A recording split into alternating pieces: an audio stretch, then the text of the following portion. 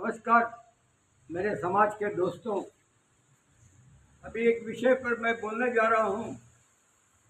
देखिएगा, मैं कोई अथॉरिटी नहीं हूँ, लेकिन अपना अनुभव पर बता रहा हूँ। अभी जो हम लोग सोचते हैं तकदीर, फॉर्च्यून, जिसके लिए हम ज्योतिषी के पास जाते हैं, हाथ दिखाते हैं, तरह तरह के हम लोग चिंताएं करते हैं और पैसा भी खर्च करते हैं। फॉर्च्यून या जिसको बोलते हैं तकदीर।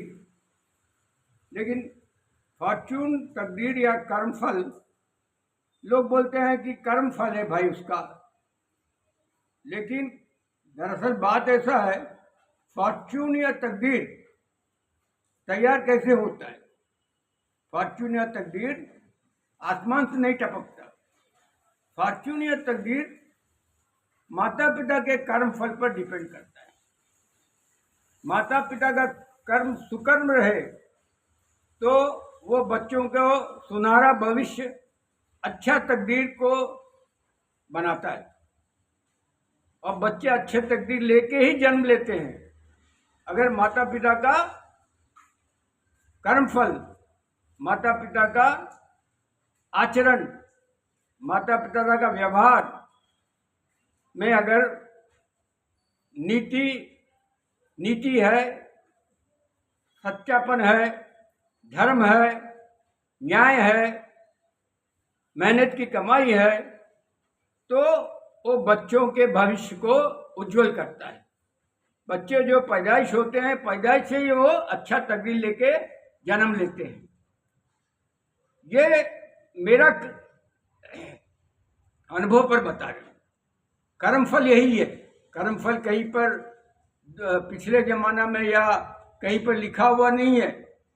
कर्मफल वही है, हमारा आचरण, हमारा व्यवहार, हमारी ईमानदारी और समाज के प्रति जो धर्म का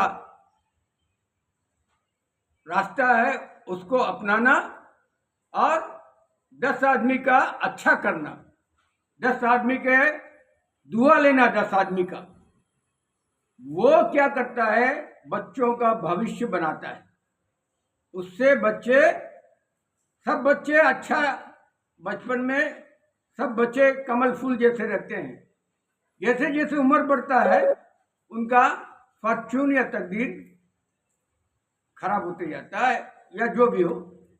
लेकिन ये ऐसा नहीं होता है, वो माता पिता के कर्मफल के चलते उनका तकदीर बनता है। ये मैंने देखा है।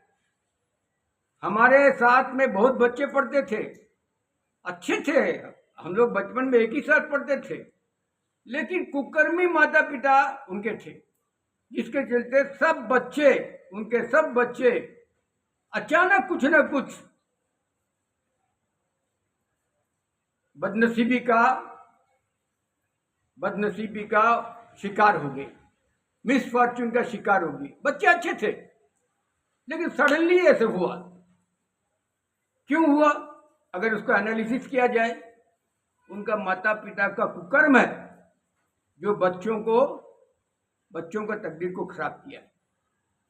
इसीलिए तकदीर या फॉर्च्यून के पीछे ज्योतिषी के पास और मंत्र तंत्र विद्या जानने वाले के पास दौड़ने से कुछ नहीं होगा।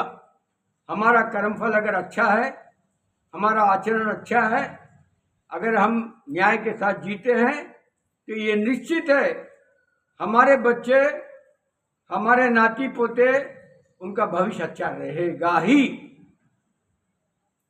अगर कोई आदमी कुकर्म करता है तो उसका असर 7 जनरेशन तक वो उनका कर्मफल इफेक्ट करता है। अगर हम अच्छा कर्म करें तो उसका इफेक्ट 7 जनरेशन तक वो अच्छा कर्म का फल मिलेगा। इसलिए आदमी बेकार की बात करता है, हमारा तकदीर ही ऐसा है भाई, उसका तकदीर ही ऐसा है। तकदीर वकदीर कुछ नहीं है। ये माता पिता सुकर्म करेंगे तो बच्चों का तकदीर अच्छा रहेगा। सीधा फॉर्मूला है, इसमें कोई दो राय नहीं है। भले ही माता पिता गरीब हों, कुछ समय तक उनको कष्ट रहेगा बच्चों को, लेकिन अगर माता पिता का चरित्र अच्छा है तो बच्चों को अच्छा होना ही है, उनका फॉर्च्यून या तकदीर अच्छा होना ही है, इसमें कोई शक नहीं है। 10-15 साल तकलीफ हो सकता है, जैसे जैसे वो युवा होते जाएगा बच्चा, उसका तकदीर उज्जवल होते जाएगा। ये मेरा अनुभव है, मैं अपने अनुभव पर बता रहा हूँ। देखिएगा, आप लोग भी देखिएगा, आप लोग भी आजमा के देखिएगा। मेरे पास कम से कम 50 केसेस है जिसको हमने स्टडी किया है। ऐसा क्यों हुआ, बच्चे को तकदीर ऐसा क्यों हुआ, तो हमने यही पाया वो माता पिता का कर्म है जिसके चलते बच्चे तकलीफ झेल रहे हैं। अगर बच्चों का भविष्य अच्छा करना है, बच्चों को सुखी बनाना है, बच्चों को किसी तरह का तकलीफ ना हो, ये सब माता पिता चाहते हैं। अगर उस चीज को पाना है तो हमारा चरित्र ठीक रहना चाहिए, हमारा आचरण ठीक रहना चाहिए, हमारी कमाई का रास्ता जो है वो न्यायप्रिय होना चाहिए। इतना ही हम जानते हैं मेरे दोस्तों। देखिएगा, आजमा के देखिएगा, चारों ओर अपने समाज में चारों ओर दृष्टि दौड़ा के देखिएगा। जय गुरु, जय भारत।